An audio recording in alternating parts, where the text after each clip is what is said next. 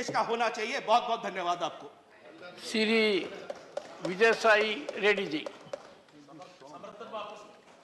Thank you, Chairman, sir. Sir, on behalf of the people of Andhra Pradesh and our Chief Minister, Honorable Chief Minister Jagan Reddy garu, I thank the President for her address to the Parliament and we support it.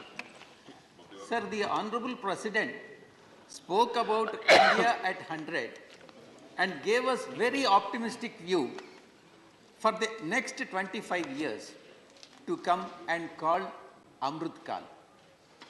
Sir, I would like to bring to your notice that the central government, that the BJP government should ensure Amrit Kal not only to them, even for the states also,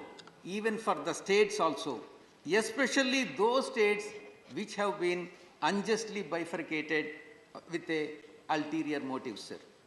Sir, coming to special category status, my friend Jairam Ramesh is not there anyhow, sir. Sir, when the special category status... He is here. Yes, he is very important, sir, because he is responsible for everything. Sir, he was referring to your name and you just then walked. Perfect timing. Good. Sir, the special category status... which unjust bifurcation of Andhra Pradesh. He must have said unjust bifurcation. He has agreed, sir, several times. And no, we must appreciate his sharp sense of anticipation. Yes. He was not here. He anticipates well. It was the truth. Sir, the special category status was promised in 2014 when Congress party was in power and the BJP was in opposition. And the Parliament has passed the resolution closing the doors of Lok Sabha, and there was a discussion in Rajya Sabha, and Honorable Venkaiah Naidu ji was in opposition, and there was a demand, when there was a demand that the special category status should be for a period of 5 years, Venkaiah Naidu ji has stated, being in the opposition BJP benches, he has demanded that it is not for 5 years, it should be for 10 years. And Congress also has agreed for that. And now that, sir, after that, the then President, Honorable President was Pranab Mukherjee ji, and the Chairman of Rajya Sabha was Hamid Ansari ji. Now, sir, they are not there, and you have come. I mean, Venkaiah Naidu ji has come, and you are the Chairman and you are the Vice President, and the new President has come, and the position of Andhra Pradesh remains the same. There is no change. And there is no special category status. They have conveniently forgotten, and BJP also has conveniently forgotten, and leaving to lurch to the Andhra Pradesh. No capital. And sir, I request Rajya Sabha, Chairman of Rajya Sabha, you being the Chairman of Rajya Sabha, because it is very important, sir, then the Prime Minister of this country, Manmohan Singh ji, on the floor of this house, Ramesh ji was present, on the floor of this house, has assured the house that the special category status would be granted, and it has been recorded by the SG also. Sir, what is your request to me? Yes, sir. I am addressing you. Indicate it categorically and the rule under which you are saying so. There is a register of assurances, okay, and it has been recorded. And what has happened to that assurance? And what is the Committee on Assurances is doing on that? And there is nothing. And nobody is able to enforce it now. And sir, as a Chairman of Rajya Sabha, being in the chair, I request your good self that the assurance that has been given by the then Prime Minister, Honorable Prime Minister, should be implemented in its letter and spirit, because the sovereign government is a continuous entity, continuous body. Parties may come to power and parties may go. And Jairam Ramesh ji may be here in MP today and I may be MP today. But I may not be MP for next year or next term. He also may not be an MP for next term. Sir, or maybe MP. Sir, let us wish that you all will be back. Let us think positively. Sir, it doesn't mean that, sir, now the BJP is in power. doesn't mean that the BJP in power will be forever. So BJP may go, and like Congress party which has promised, and Congress party has never fulfilled the promise. They have from the treasury benches they have gone to the opposition benches for the same reason. Sir, the lack of, I'm not supporting, I'm criticizing BJP. I'm criticizing BJP. Sir, the lack of special category status to the, for Andhra Pradesh is a combined failure, of Congress party and BJP. And both are responsible for the pathetic state of Andhra Pradesh, and it is the unjust bifurcation and the injustice that has been done to the people of Andhra Pradesh, both by BJP as well as Congress party, sir. That is the reason why in 2014 elections, the Congress party has been wiped out in Andhra Pradesh, and BJP, and with 1% vote share, and BJP has got 0.5% vote share. This is the judgment what the people of Andhra Pradesh has given to both the national parties. Sir, our job as a ruling party in Andhra Pradesh is not to forget the promises that have been made by both the national parties. And we continuously remind them, and we fight for the special category status. Ad nauseum about the special category status. We will not allow the issue to be put on the back burner, and BJP says it is a history now. We will not allow it to go to the history, and we will fight for that. Special category status is the right of the people of Andhra Pradesh, and we shall have it, and we will ensure that we will get the special category status, sir. Sir, the next is capital. Sir, why to have 2 capitals or 3 capitals? The objective is decentralization. All the regions in the state and the concentration of power should not be there. All the regions should be developed on par with the other regions and all. There should not be any underdevelopment of one region when compared to the other regions, sir. Unfortunately, through judicial overreach, I'm emphasizing it, sir, the people of Andhra Pradesh are being denied the benefit of decentralization of development. You see, Honorable Member, judicial overreach, we must be extremely careful. I'm very much careful, sir. No. What I have stated is a fact. Then please authenticate. What kind of judicial overreach? Because we can, I am very firm, our 3 institutions, judiciary, legislature and executive, I am coming to have that point, sir. act in tandem and togetherness. I am coming to that point, sir. If you said because of judicial overreach, yes, sir. now this in some sense is stigmatic also. So please substantiate it on what premise, with what judgment of the judiciary you are making this reflection. The matter is sub judice, and I'll come to that point, sir. Constitutional basis. No, but you'll authenticate it by placing the document on record. I'm coming to that point, sir. I'm coming to the point. There are 4 points in that. All 4 I'll explain, and that is the reason. But what is the document? Yes, sir. I'll submit to you. What is the basis on which it has been challenged? I will come to that. I'll address it. Sir, no, Honorable Member, let me make myself clear. All I am indicating is that during your address, yes, you one second. You had indicated because of judicial overreach. Yes. Now I call upon you to put that document on the table of the House, duly authenticated, yes, which can substantiate your assertion that because of judicial overreach, this happened. PAL, one public interest litigation has been filed by somebody saying that state is not empowered to decide the capital where the capital is located in the state. Sir, I would like to refer, I'll come to that PAL, and it has been adjudicated by the High Court, and it is pending before the Supreme Court now, which is likely to come up for hearing in next few days, sir. And sir, there are 4 points which I would like to bring to your notice, sir. Article 154, read with 163. The executive power of the state in the state rests with the government. The power to decide the capital city is purely an executive matter falling solely within Article 154. Yes, sir. Article 154, read with 163. Please refer to that, sir. It is purely a state subject. And state can decide which city should be the capital, where the capital is to be located. Sir, Honorable member, Article... one second. Article 154 has not been correctly quoted by you. Yes, sir. Has not been correctly quoted. 154 and 163. No, 154, you have not correctly quoted it. And read with 163. Sir, allow me to speak, sir. Otherwise, otherwise deduct the time what you are taking from my time, sir. Sir, it is an executive matter falling solely with the domain of the state government. Neither central government nor judiciary can encroach upon the state powers that are vested with the government, state government by virtue of the constitution, sir.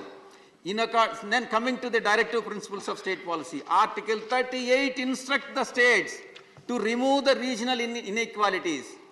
In order to remove the inequalities among within the state, we have decided, our government has decided to have judicial capital on one side and executive capital on one side. And in fact, the Home Ministry, the Honorable Home Minister, in a reply to the Lok Sabha question on 4th February 2020, stated that it is for the state to decide the capital within its territory. Whichever is the territory, where their capital is to be located, it is for the state government to decide.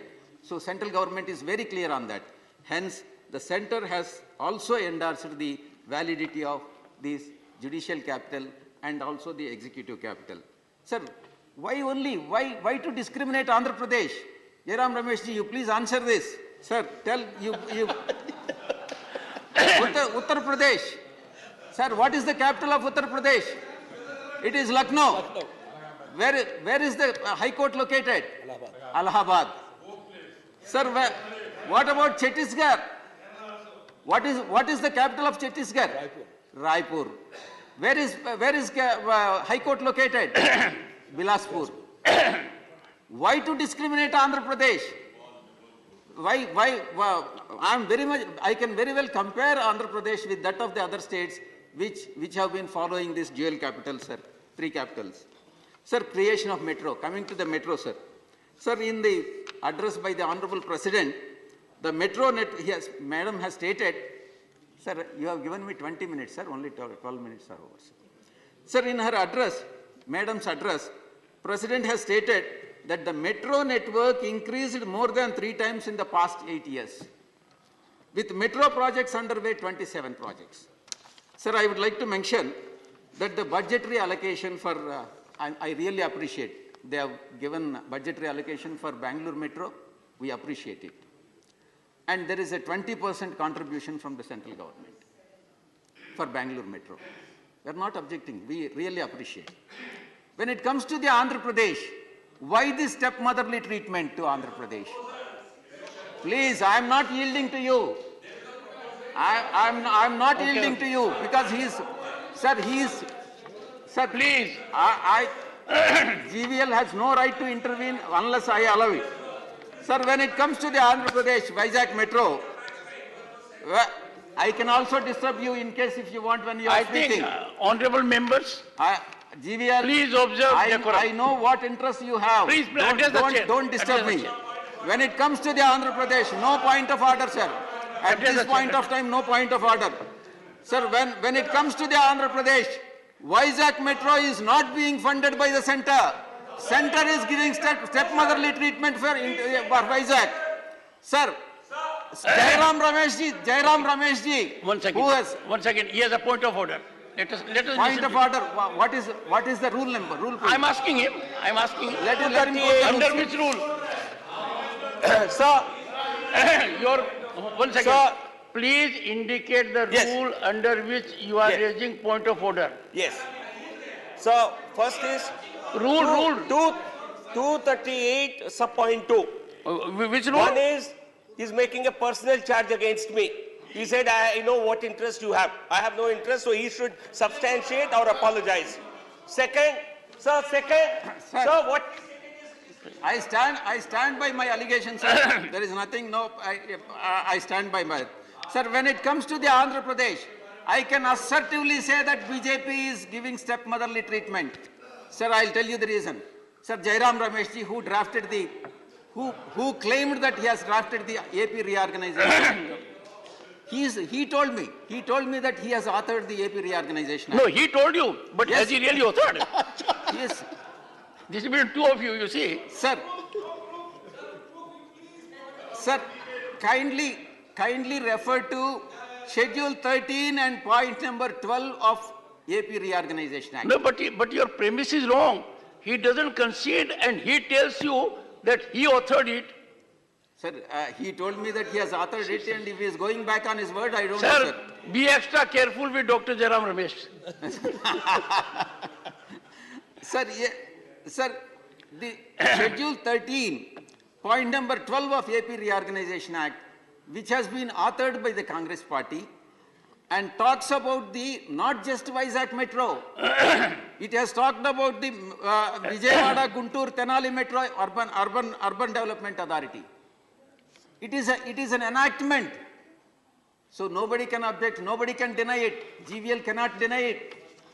Sir, I am telling you, it is a statutory obligation on the part of the BJP government to implement whatever decisions they have taken, because government is a continuous body, continuous entity, sovereign entity. Sir, next is, sir, AP Vizag Metro is not being funded by the central government. As they are giving 20% to other states, I request the central government to give even 20% of the project cost, which the state government has submitted for 76.99 kilometers metro facility at the rate of 20%, sir. Sir,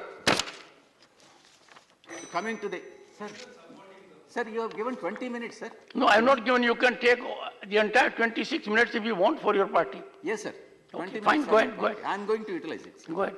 Yes, sir. I have lot more things to Yes, say sir. about 20 you have 26 minutes. To say about Congress party and BJP, sir.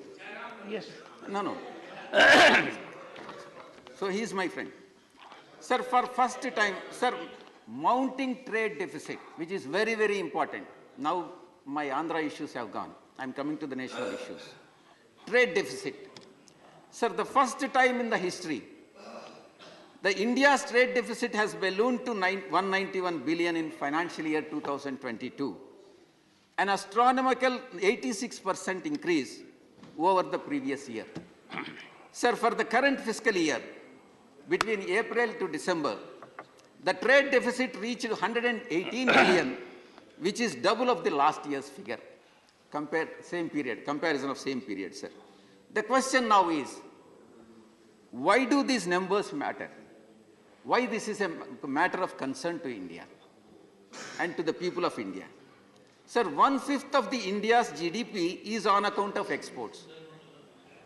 But the rising imports, apart from the exports, the rising imports have hampered the GDP growth. Secondly, sir, while the exports have shown the growth of 45%, the imports have shown the growth of 55%. It means imports are much higher than the exports. Sir, also the import to GDP ratio is 24%.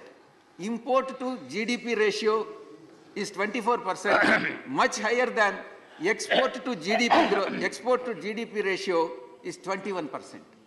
These figures are really alarming, sir. And also, sir, this means that export-driven growth in GDP is being negated, offset by the rising imports, which the government of India should be taken into cognizance, and appropriate steps have to be taken in this regard, sir. Sir, what is the factor? Why is it a cause of concern? Sir, it is the Chinese factor. Sir, the reality is that much of these imports are coming from China. Sir, for the first time, India's trade deficit with China crossed 100 billion mark in 2022, with an increase of 45% in 2021, and 20% of India's imports are from China alone, sir. China accounts for 40% of India's total trade deficit. Out of total deficit, 40% of trade deficit is on account of China's imports from China, sir. Sir, raising unemployment. In fact, BJP also spoke, honorable member from BJP also spoke about employment. I would like to bring some facts before your good self, sir. The huge mismatch between our working age population and actual labor force. Working age population and actual labor force participation rate is very important, and it has to be, it is a measure that has to be taken into consideration, sir. Total working age population is 65%. Sir, labor force participation rate is 42%. See the difference, sir. Where is 65%, where is 42%? Every year, 1 crore people enter into working age population, but only 42 lakhs actually enter into the labor force and contribute to and they only 42% contribute to the economy, which is really alarming, sir. Let us compare with that of the other countries, sir. Vietnam, it is 74%, and China, it is 68%. Bangladesh also, it is 57%, whereas India, it is only 42%. We are the world leader. Sir, even rapidly aging countries are doing well. Aging countries are doing well, including Germany and Japan. It is 61 and 62%, sir. Sir, the current GDP growth, I'm talking about the current GDP growth, sir, of 7%, as per Madam, Finance Minister Madam.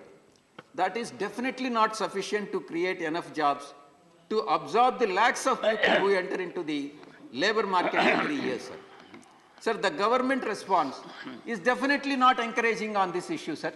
And I differ with the honorable member who spoke on who seconded the motion, sir. Sir, the budgetary allocation for NREGA, these are all the examples, sir, has been slashed by 33%.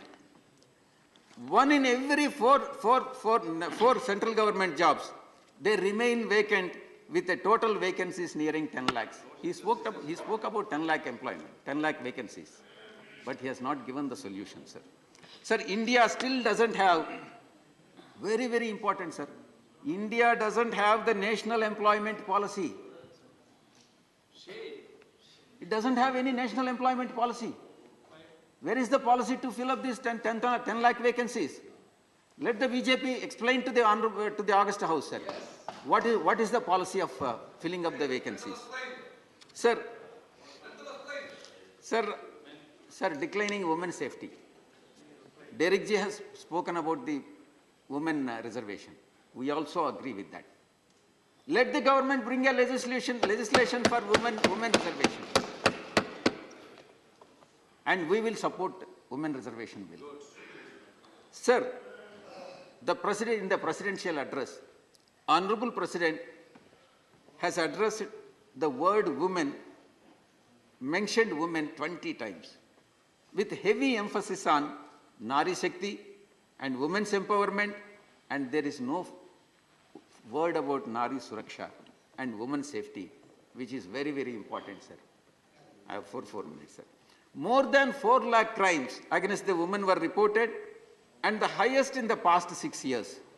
The complaints of crime received by the National Women Commission reached almost 31,000, the highest in the last 8 years, sir. Sir, even justice system is falling women, sir. Sir, the pendency of cases involving crimes against women has reached 95%, while the conviction rate is only 26%, sir. This highlights the need to have more women judges in our judiciary. Women, not only in the legislature, sir, even in the judiciary, there has to be a reservation for women, sir. Women judges are to be there. There is a strong need to introduce reserved posts for women at all levels of judiciary. And we, sir, one important thing, we have had women president. We have had women prime minister. History. Sir, and women, we have had women speaker, but still we don't have women CJI. This is the state of the affairs of women in this country, sir. Sir, the last point, sir, about the backward classes, which is very important, BCs. Sir, even after 75 years of independence, backward classes are striving for equal opportunities and also for socio-economic upliftment. And in this country, 50%, almost 50% of the population, maybe slightly less here and there, more. 50% of the population are belonging to BC communities. Sir, there is no proportional. In fact, YSR Congress Party, our Chief Minister, Y.S. Jagan Reddy Garu, believes that there has to be a reservation in proportion of population for backward classes. It means that backward classes should be given 50% reservation, whether it is in accordance with the judgment of the Supreme Court, that's a different issue, sir. And our policy is to have reservation for backward classes and in proportion of population, sir. And there is very important, sir, no caste census. Sir, caste enumeration is very important, and last it was done in 1931. In fact, YSR Congress Party is in favor of caste census, caste economic census, and since then no socio-economic, and because the data is very important to decide the benefits that are to be conferred on backward caste, sir. And sir, there is no reservation. So far there is no reservation for backward classes, except the 27% in different states. And sir, on par with the scheduled castes and scheduled tribes, backward classes also should be given constitutional legality for their reservations, sir. So with this, I conclude, sir. I support the presidential address. I am thankful to you, sir, for the opportunity you have given, and thank you very much. Dr.